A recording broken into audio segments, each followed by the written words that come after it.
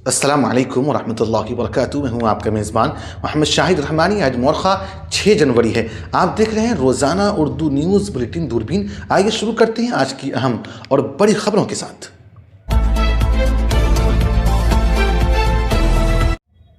Trump से मोदी इतना खौफजदा क्यों? अमरीकी टेरिफ पर कांग्रेस पार्टी का नई दिल्ली से बड़ा हमला, सियासी हलचल की पूरी वजह जानिए।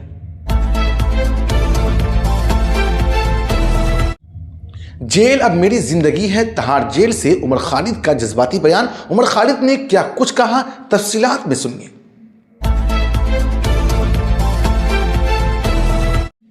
दिल्ली असेंबली में पहला दिन शोर शराबा अरूज पर। एएपी अरकान ऐवान से बाहर। ऐवान के अंदर क्या हुआ, तफसीलात जानें। रेलवे टेंडर घोटाला में दिल्ली हाई कोर्ट ने लालू यादव की अर्जी पर सीबीआई को नोटिस जारी किया। पूरी तफसील दूरबीन में देखिए। मध्य प्रदेश के वजीर के घंटा वाला बयान का सरकारी हुक्म में जिक्र पड़ा भारी। देवास के एसडीएम मुअत्तर। हुक्मनामे में क्या लिखा था, मुकम्मल खबर तफसीलात में।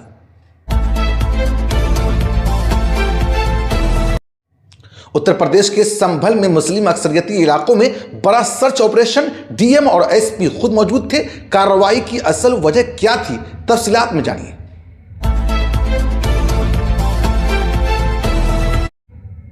रूसी तेल पर सख्त वार्निंग। ट्रंप ने वाशिंगटन से भारत को टैरिफ बढ़ाने की धमकी दी।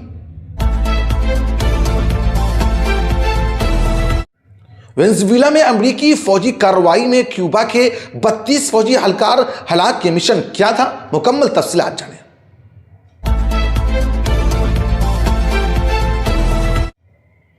अमेरिका का यू टर्न। वेनेजुएला पर हुकूमत नहीं करेंगे मगर दबाव बढ़ाया जाएगा। अमेरिकी पॉलिसी में इस तब्दीली का मतलब क्या है, पूरी तफसील जानें।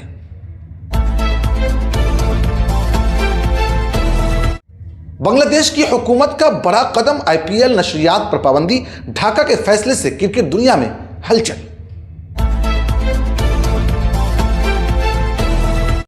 हमें यूट्यूब पर देखने के अलावा हमारे तमाम सोशल मीडिया पेजेस पर भी फॉलो कर सकते हैं। आप फिक्र व नजर टीवी का उर्दू प्रोग्राम दूरबीन देख रहे हैं।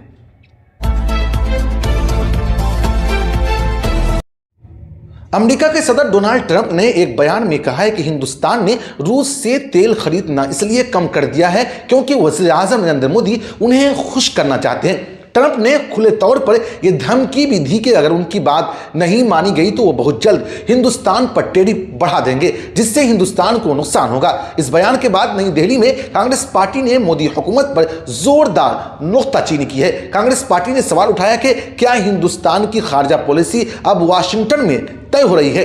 पार्टी का कहना है कि ट्रंप के बयान से मुल्क की आलमी सतह पर तौहीन हुई है। कांग्रेस पार्टी ने मोदी की खामोशी पर भी सवाल उठाया और कहा कि अवाम को सच बताना चाहिए। कांग्रेस पार्टी ने अपने एक्स हैंडल पर अमेरिकी सेंट्रल लैंडर से ग्राहम की वीडियो भी शेयर की। वीडियो में ग्राहम कहते हैं कि हिंदुस्तानी सफीर ने उनसे रूसी तेल की खरीद में कमी का जिक्र किया था। कांग्रेस पार्टी का दावा है कि ये सब ट्रंप को खुश करने के लिए किया गया। पार्टी ने पूछा है कि आखिर मोदी अपनी पीआर इमेज के लिए मुल्क का नुकसान क्यों कर रहे। यह मामला सिर्फ सियासत नहीं बल्कि कौमी वकार का सवाल बनता जा रहा है। I really do believe that what he did with India is the chief reason India is now buying substantially less Russian oil. So I hope we pass this bill soon. And after this, they wanted to make me happy, basically. He wanted to. Modi's a very good man. Yes. He's a good guy. He knew I was not happy, and it was important to make me happy. They do trade, and we can raise tariffs on them very quickly, and it would be people are very afraid bad of for that. them. Delhi फसादात case में Supreme Court से जमानत न मिलने के बाद उमर खालिद ने कहा है कि अब जेल ही उनकी जिंदगी है। यह बात उनकी दोस्त बानोजीत सिन्हा लहरी ने पीर को सोशल मीडिया पर शेयर की। सुप्रीम कोर्ट ने उमर खालिद और शर्जील इमाम की जमानत की दरखास्त मुस्तरद कर दी है। अदालत ने कहा है कि यूएपीए के तहत पहली नजर में मुकदमा बनता है। अलबत्ता इसी केस में 5 दीगर मुलजिमान को जमानत दी गई है। इसमें गुलशन फातिमा, मीरान हैदर, शिफाउर रहमान, मोहम्मद सलीम खान और शादाब अहमद शामिल हैं। बानो ज्योत सिन्हा के मुताबिक उमर को खुशी है कि दीगर मुलजिमीन को राहत मिली। उन्होंने कहा है कि उमर ने कहा है कि हाँ, अब यही जिंदगी है। अदालत ने भी कहा है कि समाअत में ताखीर खुद ब खुद जमानत की बुनियाद नहीं बन सकती। याद रहे कि फरवरी 2020 के फसादात में 53 अफराद हलाक हुए थे। ये मामला इंसानी हुकूक और अदालती अमल पर एक बार फिर बहस छेड़ रहा है।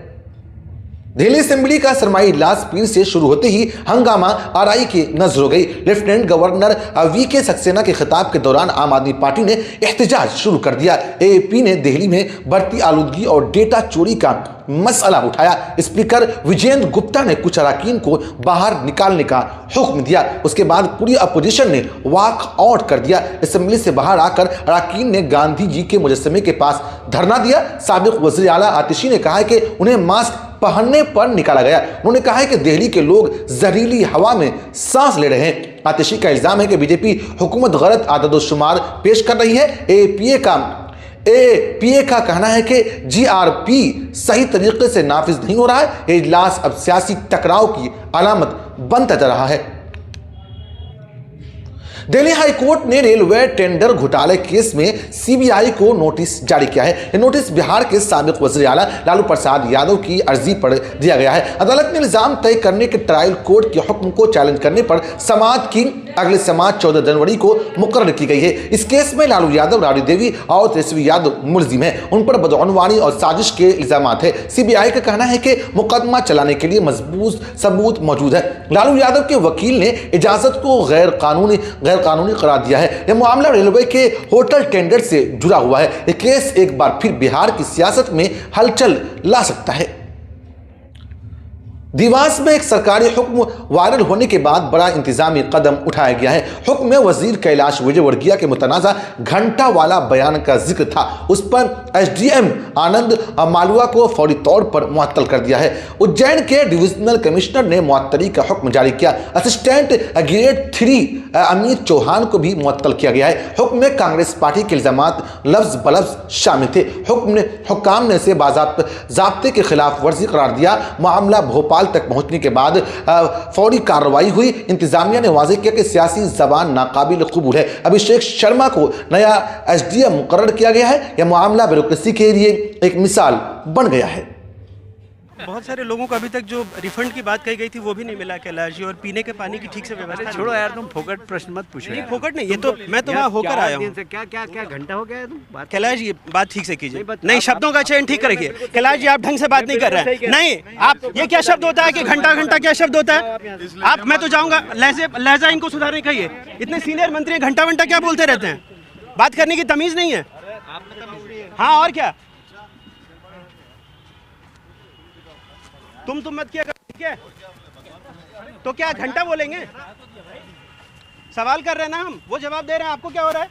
वो हमारे लीडर है। तो घंटा बोलेंगे मुझे? वो हमारे लीडर तो है। क्या करेंगे? हमारे 10 लोग मर गए, हम पूछे नहीं सवाल। कुछ भी बोलोगे कि हमारे क्या पूछा है? बोले हमने गाली दी है क्या? जाओ अपना काम करो।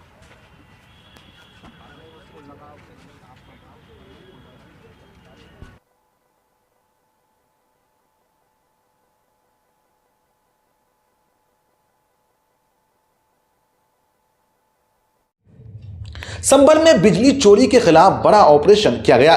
डीएम और एसपी खुद सुबह सवेरे सड़कों पर निकले। यह कार्रवाई सुबह 5:30 बजे से 8:30 बजे तक चली।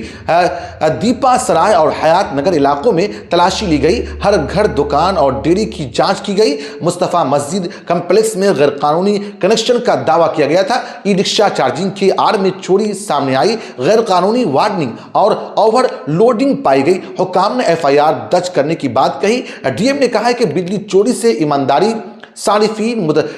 सारिफीन मुतासिर होते हैं। ये मुहिम मुसलसल अब अमेरिकी सदर डोनाल्ड ट्रंप ने एक बार फिर भारत को धमकी दी है कि उन्होंने कहा है कि भारत रूस से तेल खरीदना बंद करे। ट्रंप ने मोदी की तारीफ भी की मगर टैरिफ बढ़ाने की बात कही। उन्होंने दावा किया है कि मोदी उन्हें खुश करना चाहते हैं। ट्रंप ने कहा है कि अगर ताउन न हुआ तो महसूलात बढ़ाए जाएंगे। भारत ने ट्रंप के दावे को मुस्तरद कर दिया। भारतीय हुकूमत का कहना है कि ऐसी कोई बातचीत नहीं हुई। इस बयान के बाद दोनों ममालिक के ताल्लुकात में तनाव पैदा हो गया है। यह मामला आलमी सियासत में बहस का मौजू बन गया है। And India also is below. Yes, sir. So he put a 25% tariff on India for buying Russian oil. I was at the Indian ambassador's house about a month ago, and all he wanted to talk about is how they're buying less Russian oil. Would you tell the president to relieve the tariff? This stuff works. So I'm hoping we'll bring the bill up, and it's from 0 to 500. He picks the number. Nobody else does. But if you're buying cheap Russian oil, keeping Putin's war machine going, we're trying to give the president the ability to make that a hard choice by tariffs. I really do believe that what he did with India is the chief reason India is now buying substantially less Russian oil. Venezuela में अमेरिकी फौजी कार्रवाई में 32 क्यूबाई अहलकार मारे गए। Cuba हुकूमत ने इसकी बाज़ाब्ता तस्दीक की है। हलाक शुदा अहलकार वेनेजुएला में खास मिशन पर थे। ट्रंप ने भी इस कार्रवाई का जिक्र किया। न्यूयॉर्क टाइम्स के मुताबिक हलाकतें 80 से ज़ायद हो सकती है। अमेरिका ने 3 जनवरी को यह कार्रवाई की थी। सदर मादुरो और उनकी अहलिया को हिरासत में लिया गया था। क्यूबा ने 2 रोज़ा कौमी शोक का ऐलान किया है। ये वाक़या आलमी सतह पर तशवीश का बाइस है। अमेरिकी वज़ीर ख़ारजा मार्को रूबियो ने बड़ा बयान दिया है। उन्होंने कहा है कि अमेरिका वेनेजुएला पर हुकूमत नहीं करेगा। यह बयान ट्रंप के दावे के बाद सामने आया है। रूबियो ने कहा है कि अमेरिका सिर्फ दबाव बनाएगा। तेल की नाकाबंदी जारी रखने का ऐलान किया गया है। अमेरिकी मीडिया इस कार्रवाई पर सवाल उठा रहा है। डेमोक्रेटिक्स और कुछ रिपब्लिकन भी तशवीश में है। रूबियो ने इराक और अफगानिस्तान से मुआवजा मुस्तरद किया। यह मामला अमेरिका के खारजा पॉलिसी के लिए अहम है। बांग्लादेश ने IPL नशरियात पर पाबंदी का ऐलान कर दिया है। यह फैसला अबूरी हुकूमत मोहम्मद यूनुस ने किया है। वजह मुस्तफिजुर रहमान को KKR से रिलीज करना बताया गया। BCCI पर बगैर वजह फैसला करने का इल्ज़ाम आयद किया गया। बांग्लादेश में इसे कौमी वक़ार से जोड़ा जा रहा है।